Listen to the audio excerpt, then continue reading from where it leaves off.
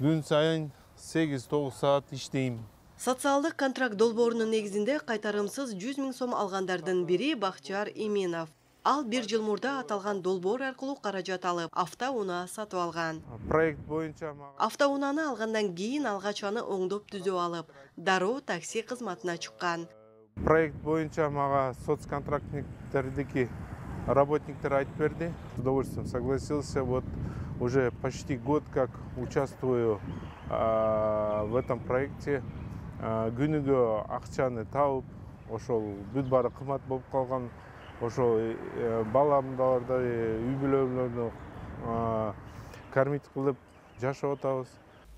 Ооба келдим эже. Все.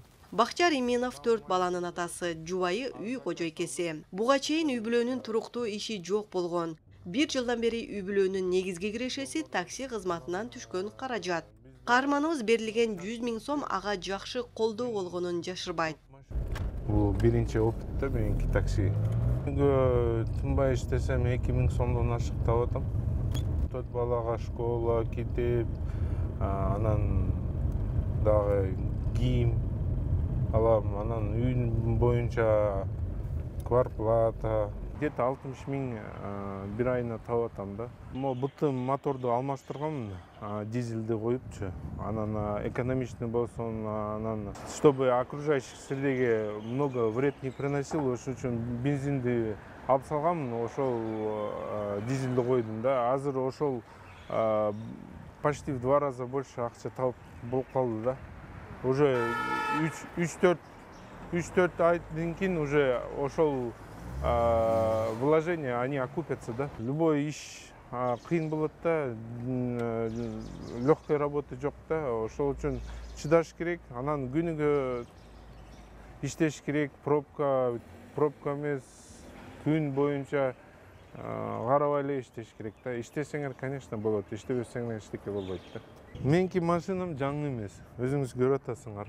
Бирок биздики элдер жумшак, добрый, отзывчивый, входит в положение, жок дебейт, хорошо деп, рахмат деп кылып атат да. Күнүгө машинаны таза кармаш керек, правила менен жүрүш керек.